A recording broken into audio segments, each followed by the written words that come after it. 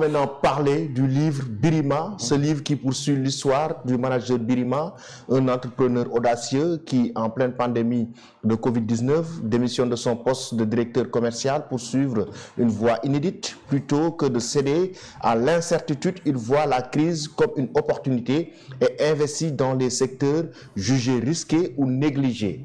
Donc le livre Birima, M. Gueye, qu'est-ce qui vous a motivé déjà à écrire cet ouvrage? Oui, merci beaucoup à Lamine. Alors, moi, je suis dans l'enseignement et la formation, donc depuis 15 ans. Donc, j'enseigne dans les business schools, j'enseigne à l'UGB et à l'ENSA de Thiès depuis 2013. Donc, je vois certaines problématiques par rapport au management, par rapport à l'entrepreneuriat. Donc, et je veux toujours créer un passage entre le management et l'entrepreneuriat. Parce que souvent, si je repars un peu du contexte sénégalais, l'employabilité des jeunes. Parce que tu peux faire des études Bac+5 ou même plus, et à la fin de la formation, c'est très difficile de trouver une insertion professionnelle. C'est pourquoi je recommande tout le temps aux étudiants de créer leur propre activité, leur propre entreprise. Donc ça, c'est pourquoi je dis que le livre, l'histoire derrière le livre, c'est une conviction très forte. Tout simplement parce que je me dis, avec l'inadéquation entre la formation et l'emploi, le seul moyen qui permettrait aux jeunes de trouver une insertion, c'est véritablement de prendre la voie de l'entrepreneuriat. Alors j'ai commencé à écrire le livre, mais d'une autre façon. Donc j'avais travaillé sur un thème qui s'appelle Challenge entrepreneurial au Sénégal, regard croisé de 6 acteurs à succès. Mais au fur et à mesure que j'ai commencé à écrire, le vocabulaire était très technique. Et comme le livre est destiné à plusieurs cibles, je me suis dit, je vais changer de méthodologie d'écriture. Et c'est là où j'ai commencé à rédiger à travers ce qu'on appelle le storytelling. Un récit, une histoire. Parce que ça va être plus digeste pour les étudiants, pour les professionnels et pour les entrepreneurs. Parce qu'il y a certains entrepreneurs qui n'ont pas un niveau d'étude pour comprendre certains vocables, certaines terminologies. Donc j'ai commencé à raconter l'histoire comme je l'ai fait dans le livre précédent. Et vous avez créé le personnage de Birima. Comme j'avais déjà un personnage Birima qui est connu et reconnu parce que maintenant on dit oui Birima, Birima. Parce que le livre quand même a eu une très bonne promotion au niveau des plateaux, etc. Donc tout le monde connaît Birima maintenant. Je me suis dit, mais j'ai déjà une marque qui est là, Birima, je vais continuer l'histoire de Birima. Et qu'est-ce que j'ai fait? J'ai dit, Birima, qui était au début un mauvais manager, qui par l'expérience, à force de s'exercer avec le pouvoir, est devenu un vrai manager, un manager du succès.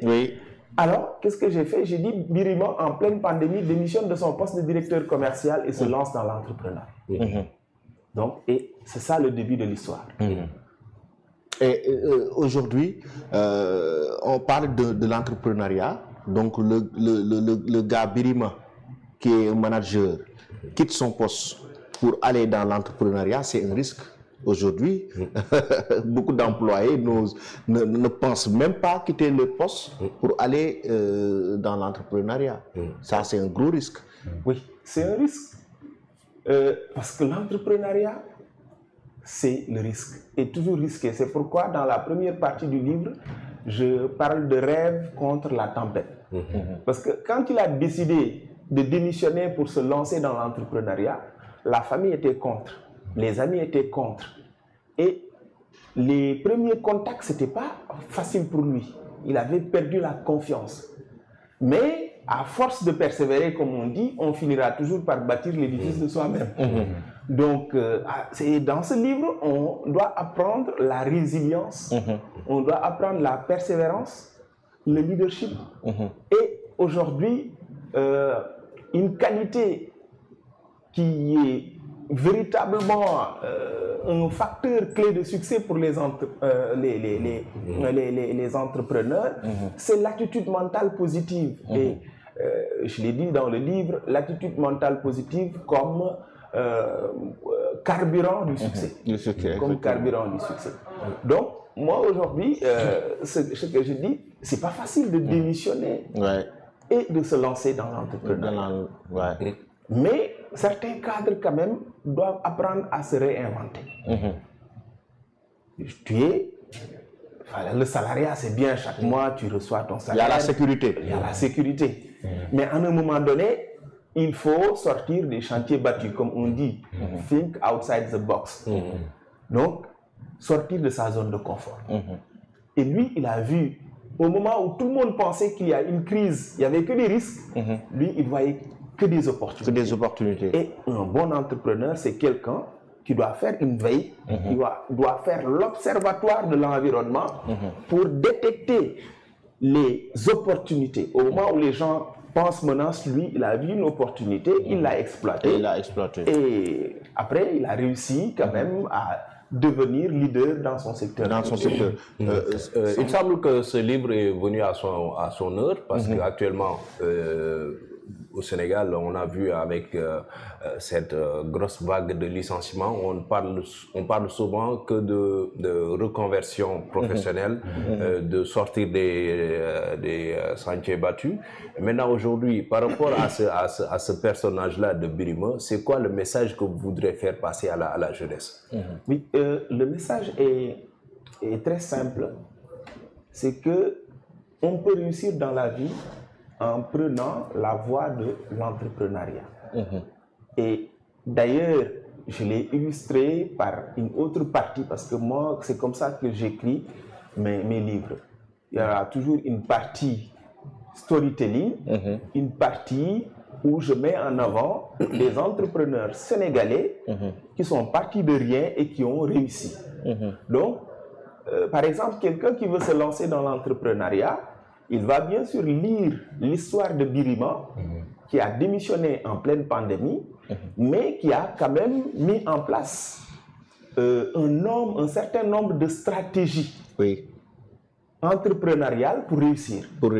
Donc, on peut apprendre de ces stratégies entrepreneuriales quand on est étudiant. Quand on est professionnel et on veut se réinventer également, on peut apprendre des stratégies. Comment Birima a fait pour réussir? Parce qu'au début, c'était très difficile. Comment il a fait pour convaincre les premiers clients? L'attitude mentale positive, la forge de la confiance. Parce que ça, il faut vraiment avoir de la confiance en soi pour le faire. Donc, c'est tout simplement ça. Donc, sur le livre, j'apprends la résilience. Je veux mettre l'accent aussi, l'emphase sur le leadership, la confiance en soi, l'innovation. Parce qu'aujourd'hui, l'innovation, c'est le moteur de l'entrepreneuriat. Que ça soit l'innovation incrémentale ou bien l'innovation radicale. Une innovation est incrémentale s'il y a de petites améliorations. Incrémentale, et si c'est radical, c'est la destruction créatrice. On détruit ce qui est là pour créer quelque chose de tout à fait nouveau. Et on peut innover avec le produit. On peut innover dans le processus de fabrication. On peut innover dans l'organisation. C'est pourquoi on parle d'innovation produit, innovation procédé et innovation organisationnelle. Donc, c'est pourquoi il y a une partie où j'ai dit l'art de créer l'inattendu. Donc ça, c'est l'innovation. Donc, pour aujourd'hui s'imposer dans un secteur d'activité, il faut voir quels sont les facteurs clés de succès de ce secteur. Connaissant les facteurs clés de succès de ce secteur, on va miser sur l'innovation pour surpasser les concurrents. Parce que quand son business a commencé à marcher, j'ai amené la partie où j'ai parlé de l'émergence de la concurrence. Les concurrences commencent à venir. Aujourd'hui au Sénégal, même quand tu commences à vendre du pain-thon et que les gens commencent à venir, tu vas voir quelqu'un qui est à côté qui va mettre sa table à côté. À côté, oui. Oui, les concurrents vont venir parce qu'ils savent qu'il y a du profit. Donc, mais aujourd'hui, j'ai développé encore d'autres outils, tels que l'intelligence économique, qui est un outil qui permet aujourd'hui de cerner la concurrence et un outil qui permet de surpasser la concurrence. La concurrence. Donc, à travers ce livre, il y a plusieurs enseignements, que ce soit la résilience, que ce soit la communication, que ce soit la persévérance, que ce soit la confiance en soi, l'attitude mentale positive, parce que c'est aujourd'hui l'attitude mentale positive qui a permis à Birima quand même de s'imposer dans son secteur. Et surtout qu'au Sénégal, quand même, avec le secteur informel, on voit quand même qu'il y a beaucoup de personnes qui sont dans l'entrepreneuriat. Aujourd'hui, que tu vas au marché, tu vois des femmes qui sont dans le secteur informel, des jeunes aussi qui sont dans le secteur informel.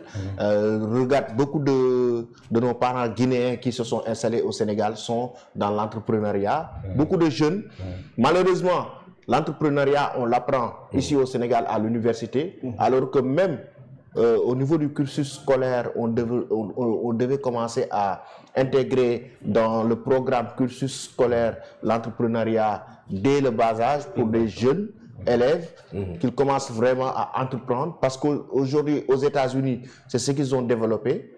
Donc dans beaucoup de pays développés aujourd'hui, même en Chine, tu vois des jeunes tout petits qui travaillent, mais malheureusement